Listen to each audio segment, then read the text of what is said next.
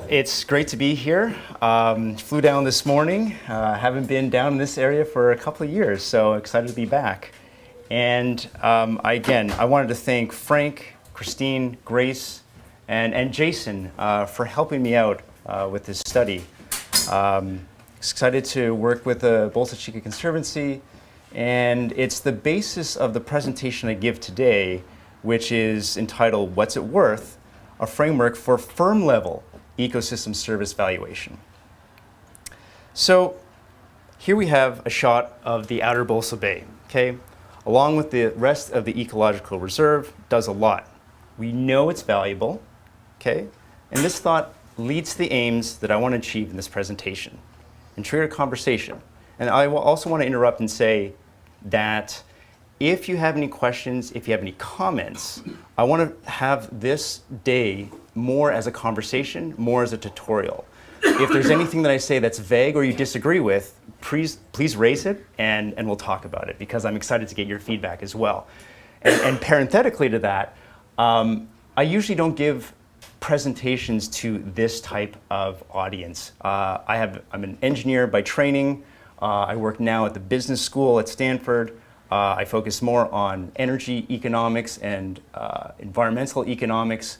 So having feedback from those who are in the field, those who study this with passion, would help instruct my work a little bit better.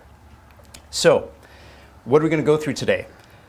We're going to go through what is valuation, what are ecosystem services, how are ecosystem services valuated or appraised at the firm level, and what are some policy implications of using firm-level ecosystem service valuation.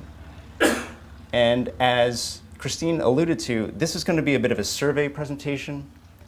We're going to go through economics, some ecology, some accounting, some decision theory, engineering, policy, and a little bit of history. So it's going to be a bit of a smorgasbord, but hopefully nothing too deep. So what's valuation? Valuation is determining worth. Let's take this apple. Worth, we mean what is the fair value for the novelty of the good, the risk that's bared by the person who produces it, all the costs, all the effort that go into producing this. By fair, we mean an unbiased estimate of the amount of which this good or service, like this apple, could be bought or sold in a current transaction between willing parties. What does that mean? Basically, two people come together, one selling, one buying, they agree on a price, the transaction happens. In that, there is a valuation, a determination of worth between the two parties such that they feel that they're both getting a fair deal. It is also a measure of the view of the future benefit that's going to be yielded by the person who's actually purchasing it. And on average, what someone would be willing to pay for such benefit. Okay? So this is a bit of a toy problem. So you usually go into a store, there are a variety of apples for sale, a price is attached. This is connoted with a measure of value. How is this done? What's it a function of? So now I'm going to ask you, the audience, right? What information do you need to consider in attempting to evaluate this apple, to determine what it's worth? Yes? What other fruit is worth? What other fruit is worth? How's it priced compared to the apple? Just other fruit or supply of apples? Good, good. Any other thoughts on what goes into determining the worth of an apple? How much I want it. I'm sorry? How much I want it. How much you want it. That's right. What your future intended use of it is. Yes. Well, good. So worth and valuation is a function of information. As was mentioned, costs, supply, perceptions of scarcity, right? And intent of use. These all go into coming up with one numeraire or one economic value of what this apple is worth. And where can I find this information? Well, in a functioning economy, we find this information in a market. Okay? Turn on the news, you see the stock market. That is one representation of a market, of a market where people come together and decide, on average, what something, a good or service, is worth. just like a farmer's market, just like any other market for a good or service. So what is key about this is firms or the private sector usually go, and this is their basis for information, okay? But this is an apple. Like most goods and services, where there are markets, valuation is relatively easy, okay? We know the cost of this. We know the supply. We can find what substitutes are. We know what you can do with it. And nothing against apples, but they're not complex, okay? So not everything is this easy to evaluate, right? And this leads to a market failure. So has anyone heard of the term market failure and the leading to an externality? Are these concepts? Christine, would you like to tell the audience what a market failure is? Mistake, I'm raising my hand. It's some sort of difficult to value item, whether it's a public good or whether it's not offered in a market. That's right. It's a cost that two people or two parties who interact in a transaction, neither of them bear that cost. That's exactly right. And that leads to externalities. And if there are people in the audience who know what an externality is, could you list some of them? Right. Pollution, overexploitation, environmental degradation, overfishing, these are all externalities. These are costs that are borne by nobody, right? However, what they do is they cause a degradation in the overall wealth and long-term sustainability of everyone who is actually who's living, who's around.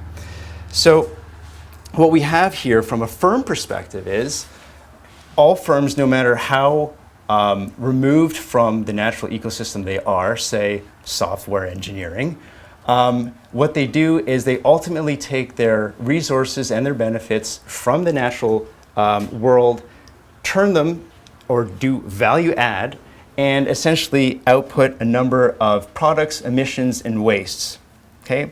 And if you don't price in externalities correctly, you have a broken feedback loop. Okay? What you do is you get away essentially scot-free, and that's what pollution is. So if there's a lack of information there on what the costs are and they're not being priced in, this has a lot to do with how decisions are made at a firm level or in an economy, and to a lesser extent, a government. So how are decisions typically made? Well, the ingredients to decision making is a function of preferences, alternatives, and information. What do I mean by that? So you have your strategic goals and objectives. Like Disney, like any firm, like any company, you want to do something in the world. Yes? When you say firms, do you mean like specifically businesses and kind of like in the business market? Or are you also talking about governments or other government bodies? That's a great question. So when I mean firms, primarily I'm talking about private sector and to a lesser extent, entities within government. Because even though governments have to be the social planner and look out for the social good, they still make a number of their decisions based on economic reasoning. Does that answer your question? Okay. So you have strategic goals and objectives, and this is a function of your preferences, alternatives, and framing. What do you want to do in the world? How do you see the world, and what is possible? Okay. So then, the other thing that goes into an operational decision is financial tools analysis, right? And this is a function of what costs, what's available, what can I afford? And that's the information. In the end, most, if not all, types of information that are considered within a private industry is a function of financial analysis or a derivative or something that is arm's length from it. It's all trying to get it down into a number or a economic value that they can understand. Really, that's what currency is. It's a way to take really complex stuff and be able to put it into one number that I can compare.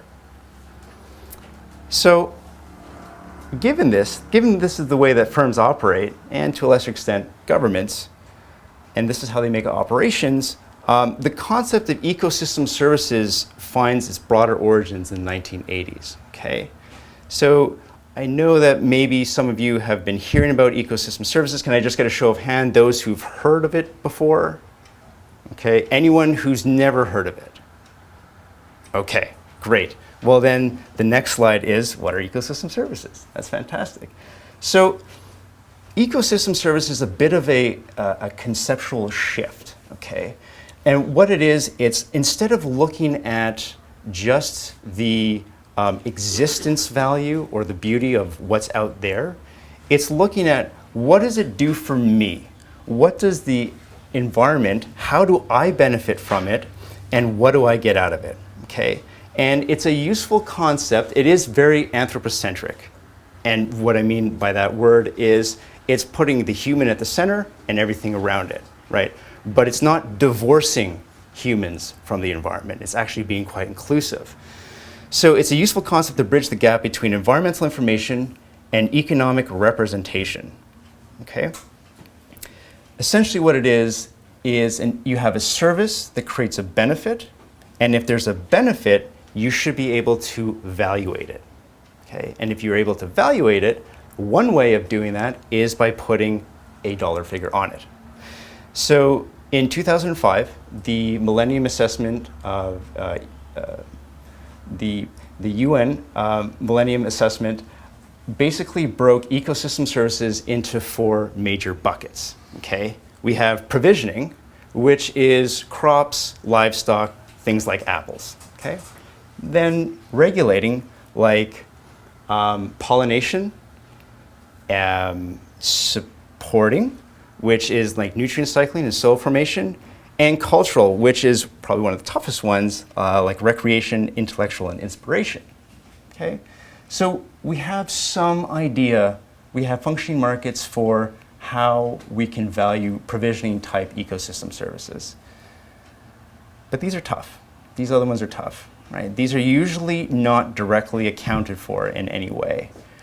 And so what we're trying to do in this is to span that gap to see if we can get firms to start considering things that are usually outside their purview. So let's talk about the ecosystem services at Bolsa Chica, okay? Can we think about each of these categories and list a few in each? So now I'm going to give the floor back to you, and can we think of 2 or 3 of each of these ecosystem services that the Bolsa Chica lands provide? Anybody? Fish or provisioning. Right. Fish and provisioning. That's right. Flood control? Flood control. What would that be? Like absorbing the water that Right. So, regulating? yeah. Right. I would say that's more supporting because it actually enables the ecosystem to survive in the long term. Bird watching, and that's a cultural, right, because it provides you an intangible and a qualitative joy, right? And by regulating, anyone can think of a regulating type of service. So now that we're starting to think about the services that Bolsa Chica provides and the complexity of the biology, the chemistry, and the physics that enable these services, let's put this together within a decision context. So let's go back to the early 90s. Where's this? Port of LA, that's right. So the Port of LA and the Port of Long Beach needed to expand and remain competitive in the 21st century, or at least that's what they claim. So part of the plan required filling of submerged lands, yielding a loss in marine habitats. Okay? In order to obtain the necessary governmental approvals for the expansion, the ports were required to provide offsetting mitigation. Now, are people in the audience familiar with offsetting mitigation or compensatory mitigation? You are. Can you tell us what it is? Basically, if you were to destroy a wetland with your project, you need to provide a replacement wetland. Right, that's exactly right.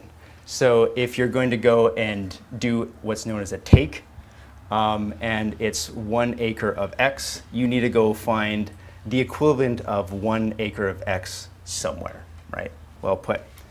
So what was interesting is, well, the Bolsa Chico is just upstream, or downstream, right? So essentially the Port of, within the master plan of the Port of Los Angeles, what I read is between the two, they paid $61.75 million for 454 mitigation acres, okay? So this is an example of, at a broad sense, attaching a value to an ecosystem, okay? I'm not saying that this is right. I'm not saying that this was accurate, but this is an example of it, okay? Ultimately, according to the State Lands Commission calendar, item number 90, dated February 1997, Port of Long Beach, Port of Los Angeles, 4 state and 4 federal agencies came together and purchased 880 acres for $26.5 million. Here's the question. Was that the right price? Was it too much? Was it too little? Is there a way to quantify the benefit of natural ecosystems using an accepted accounting method, right? What possibly could be done with the land, but it doesn't take into account the complexities that are there, the fragility of the land, and it doesn't offer a prediction of what changes could happen to the land in the presence of stressors. So recall all the services we identified here. How could they be incorporated into a valuation framework that fit within how the private sector makes investment decisions? Okay. And what I'm trying to emphasize here is a rigorous, fact-based, bottom-up approach of looking at ecosystems, the services they provide, and the benefits of them. This is what the financial industry, or this is what the private sector requires. They require information. That's all they are. They are houses, and they are exchange entities of information. And if information is present, they will be able to take that into consideration and make better decisions. So that's my thesis. I will now present to you a framework for measuring, accounting for, and representing ecosystem services within a firm-level paradigm. Okay, so what does the firm require, or what needs to be within this framework? Well, it's a private sector approach. Okay, it needs to be compatible with existing international accounting norms. Why? Because this is the language that they understand. I'm sure people have heard the saying, what gets measured gets managed. If it exists outside of this measurement paradigm, it doesn't get managed. And that's how you get your externalities. It's got to be bottom-up, science-based, and rigorous, right? Because it has to be accurately defined, and we have to know when, what is the entity we're looking at, and to what degree, number 4, it would change in the presence of a stressor, okay? Because if I'm going to take stewardship now of this asset, you can call it, I want to know how it's going to perform in different environments. And I want to be able to go after those who may degrade my asset, okay? And with this, this language will allow it to be easily integrated within a business decision framework, okay? Now I'm going to get into the weeds just a little bit, okay? International accounting requirements. Essentially what I want you to take away from this slide is that the valuation of an asset that sits on a balance sheet within a firm is based on a lot of information. Okay? So we need a framework that provides us with an accurate assessment of what an ecosystem services are present in an ecological unit, and again, how they're affected by stressors. So this is the framework, and I'm going to spend just a little bit of time going through it. And I apologize for those who can't see it because of the font size. Essentially, and this is how I'm going to just demonstrate it with Bolsa Chica. Essentially, what you want to do is you want to start with measuring the effect of a business decision on a natural ecosystem, right? So for example, if there is a firm upstream and they're dumping a lot of X into the water, we want to know what they're dumping and how much. Then we also want to know, we want to move on to ecosystem functions. We want to model the changes in the ecosystem due to these decisions, right? So if the decision is to dump X and you have a certain concentration, a certain flow rate of it, then you want to have an idea of what the ecosystem service is and how it may change because of this decision. This is the valuation part, and this is where you kind of make the jump between the world of ecology to the world of finance, right? And it's something called functional substitutability. Essentially what that means is if I can define an ecosystem service as something that humans benefit from, right, I can hopefully, in most instances, except for some which we can talk about, find a functional equivalent in an engineered world. For example, you have water filtration that is provided by a wetland. You have a wastewater treatment facility, right? That's a service that we pay for, right? We spend money on. The result could be argued to be the same, and then you're willing to pay dollars for that service. And because of that, because you've been able to find a substitute, you're able to record it in financial statements within international accounting norms. It's recognized that way. And now it becomes enveloped in your decision process, where you can claim an asset, claim a value to it, and then you start recording increases and decreases to that asset given changes to it either caused by you or by people impacting your land. So this is all a little bit esoteric, but let's take you through the case study. This is me a couple of years ago, getting a little bit dirty. And so the goal of this study was to go through that framework with one ecosystem service that the outer Bolsa Bay provides. And what was chosen was total phosphorus removal. And just to get this out of the way, why? Because phosphorus is easy. Relatively, it's easy to characterize where it goes, how it migrates through the system, and all its different, I would say, units and vectors and so forth. Items like nitrogen, sulfur, carbon are a little bit more, require a little bit more skill, and my goal was to do proof of concept, but not get the science completely wrong. So what was measured is coming in, we have 0.26 milligrams per liter of total phosphorus. So what I'm doing here is I'm just going to give you some point measurements. This is not longitudinal, but it's representative data of the ecosystem. All right. I need to know all the sources and sinks. I know that I have 0.26 coming in. I have an understanding of the flow, but where does all this phosphorus go? I need to know its sources and sinks. I need to know the mechanism by which it actually enters and exits these sources and sinks, the capacity for this ecosystem to actually assimilate, and its behavior in doing so. Okay? So in essence, I need to open up the box and characterize the performance of the system, analogous to how an engineer would describe an engineered system. In fact, this is a good way to think about the level of complexity I need to be able to understand this system as to make it both accurate but also tractable at the same time. So this offers a bit of a sweet spot in modeling complexity. So what was decided upon as, again, a representative model to describe how phosphorus actually gets moved throughout this ecosystem, I use something called the autobiotic model.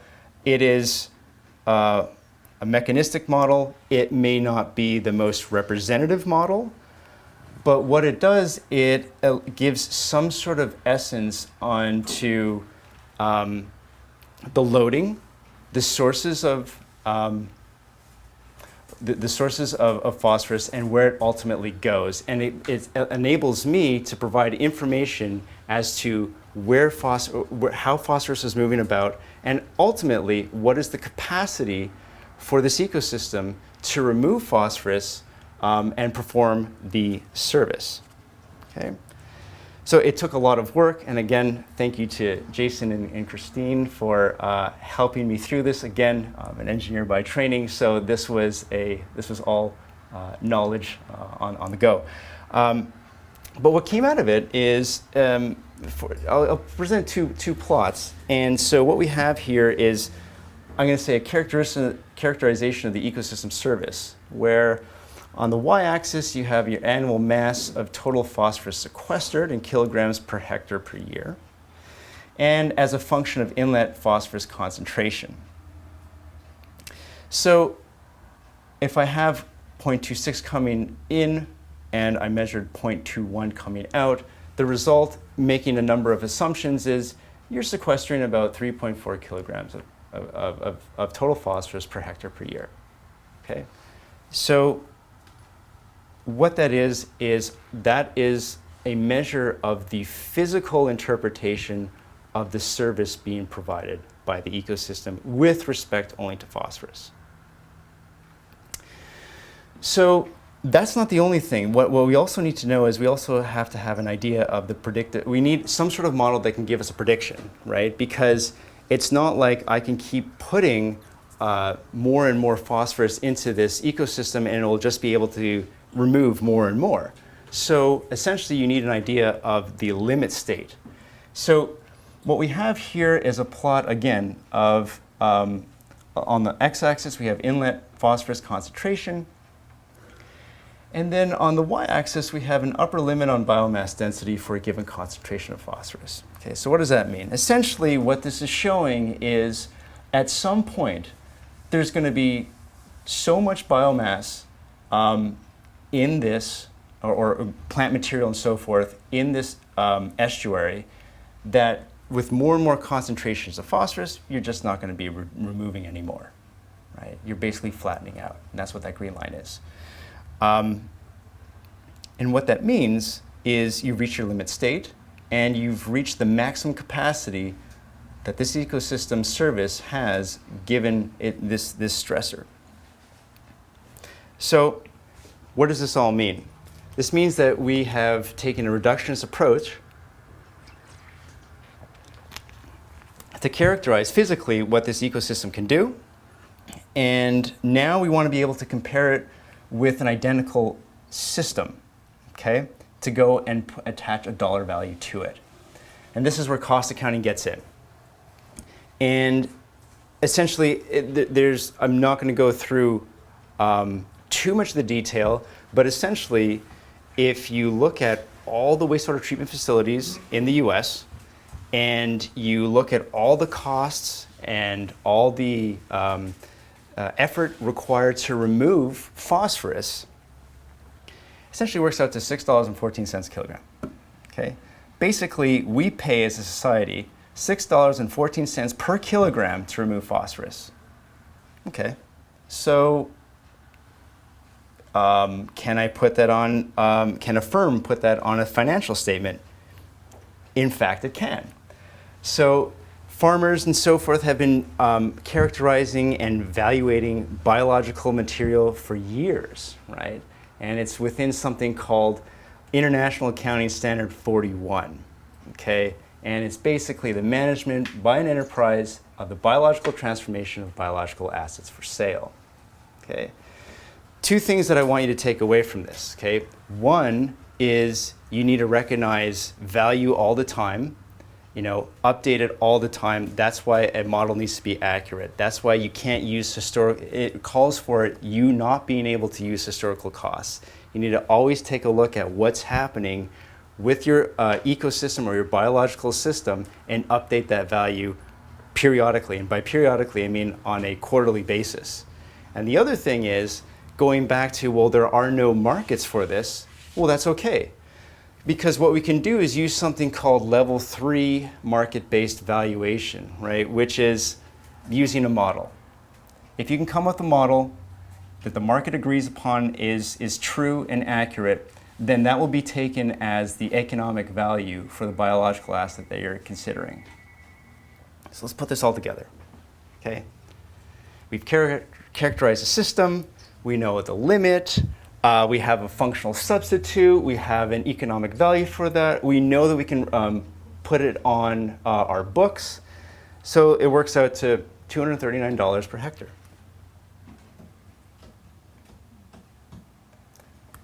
So here's a question. Does this seem small? It is small, right? But recall it's only one service. Exactly, right? The power here is in aggregation and interaction, okay?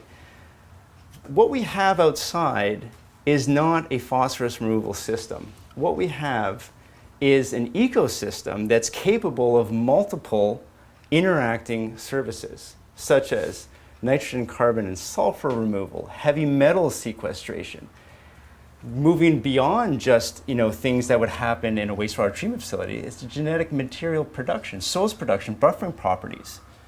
These are all elements that are compounding and are also a function of the unit of land, right? So if you have 1 square, it can do so much. If you have 4 squares, it doesn't mean you can do 4 times as much. You could probably do more. There is something, what I like to call a convexity to the scale of the ecosystem and the functions that it can provide. But what this does, and what we've done here, is we've established a minimum acceptable level. That's what we've done, because we haven't addressed cultural issue at all, right? And there is no engineered substitute for that. But what you've established here, at least, is I know with some level of certainty how much at minimum this should be. And then I can start placing, using other valuation techniques, to start placing more and more values on top of it. Okay? So if we do this, we've closed the gap. Okay? Using this framework, we reframe the sustainable development as a search to increase value as opposed to reducing costs. Okay? And that is probably one of the largest contributions of the research is environmental regulation and environmental adherence is always viewed in the private sector as a penalty. I need to avoid this. This is a cost. It's a pain. But if you put it as, well, this is an asset now that I can own. And if I own it, that means that I can manage it and I can look to wringing out as much value as I can. But wringing out is not in a negative context, right? Because if you understand how the system works, you can't create monocultures, right? Because it's not sustainable in the long term. And ultimately, it increases your risk as an asset holder. So let's move on to some policy implications, okay? Let's look at the private sector as an example, and then we'll look at Bolsa Chica in specific. It's nice that we have a representative from Disney in the room, because what was interesting and what's new is there's a corporate mandate, which, quote, is, all new development should have no net destruction of ecosystem service value, right? And that's huge. There are some questions on how you're going to operationalize that, how you're going to do that. But now you have a large landowner, multinational firm that's looking at ecosystem service value beyond just that it's good looking and beyond that I just own it. But looking at it as, what does this do for a company? And I know that I need to pay attention to it and essentially care about it in my financial statements. And I can't stress how important that is, okay? Because if it's in your financial statements, investors will start looking at what you do. You now are opening up the box, okay? You're opening yourself up to scrutiny on risks. You are now opening yourself up to scrutiny on how you manage your parks above and beyond just as a profit motive. And now, environmental stewardship is not the purview of the chief sustainability officer. It's now the purview of the chief financial officer. And we've all heard that the CFOs are almost gods within firms. So to reconceptualize environmental benefit as something that is a financial good for the company, you now move it again from a cost perspective to a profit perspective to a value perspective. So let's look at ecosystem service valuation and how it could be employed at Bolsa Chica. Okay, it seems like the area is quite popular. So I was doing a bit of a study, and I see this. People are camping out for Bolsa Chica homes. I'm not from around here, so can anyone tell me a little bit more about this? I see that the Capri models, which look beautiful, are selling for around $950,000. Is anyone familiar with this bit of real estate just down the road? Yes, I'm sorry. But do you know anything about it? Okay.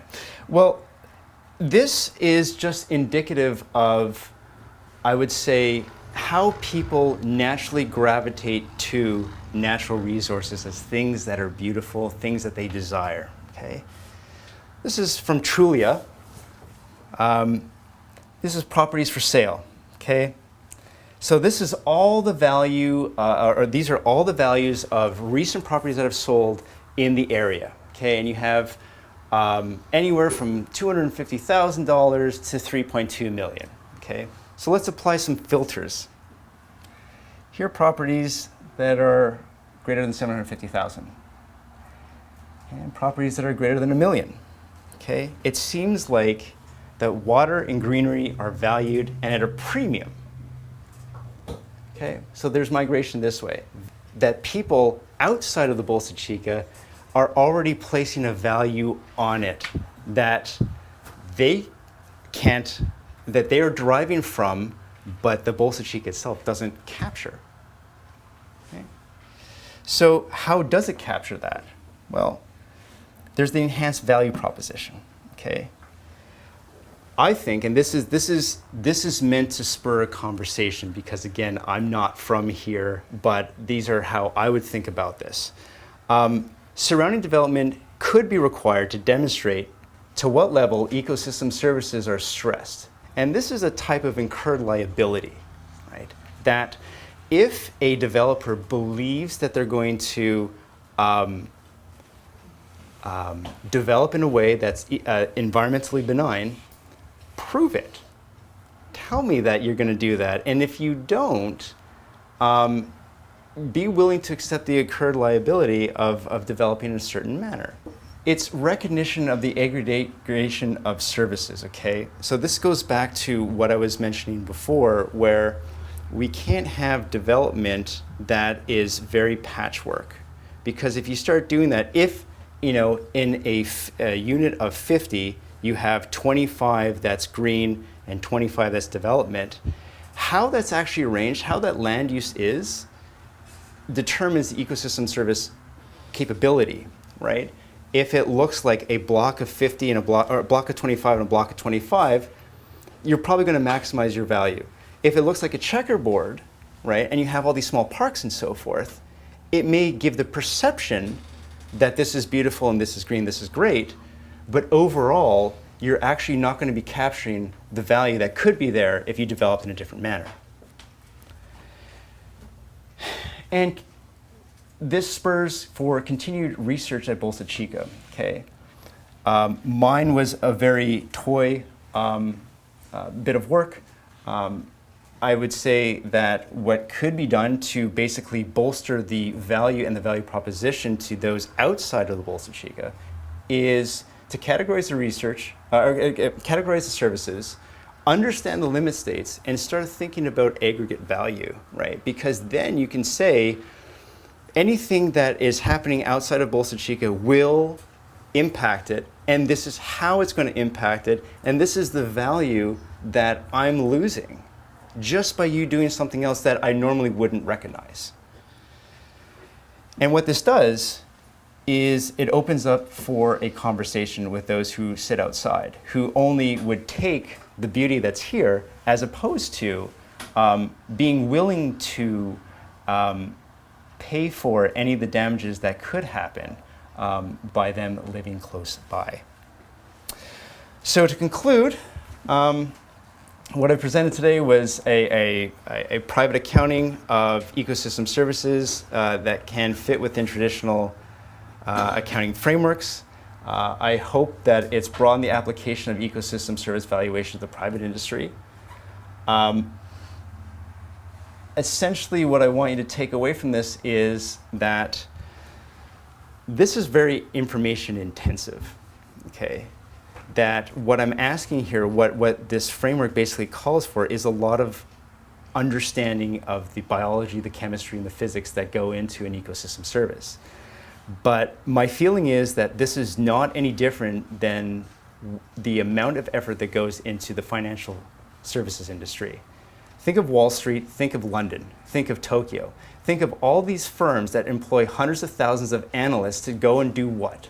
To figure out how much things are worth and make predictions about the future.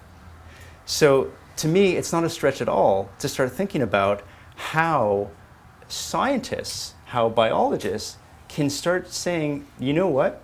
It is in you, the firm's long-term best interest, to start listening, because the world demands it, and we are at a point, I believe, that if we don't pay attention to it, we're going to reach thresholds where it doesn't matter what the financial world says, because we may not be in a position to do anything about it. So a thought on ongoing work is the old research, or the research group I was part of, are now moving into carbon, nitrogen, and sulfur cycling. They're trying to figure those out and look at models to couple ecosystem functions. There's some work with the Financial Accounting Service Board and the Government Accounting Service Board to see if we can make it more explicit, the inclusion of ecosystem services within accounting frameworks. And we are working with some financial institutions to best recognize ecosystem services. Silicon Valley Bank is one that comes to mind. So with that, I'd like to thank you all for listening to me. Again, I'd like to thank Grace, Christine, Frank, Jason as well, for all your support and help, Walt Disney Company in general, Stanford, of course, and the Rockefeller Foundation, who also funded.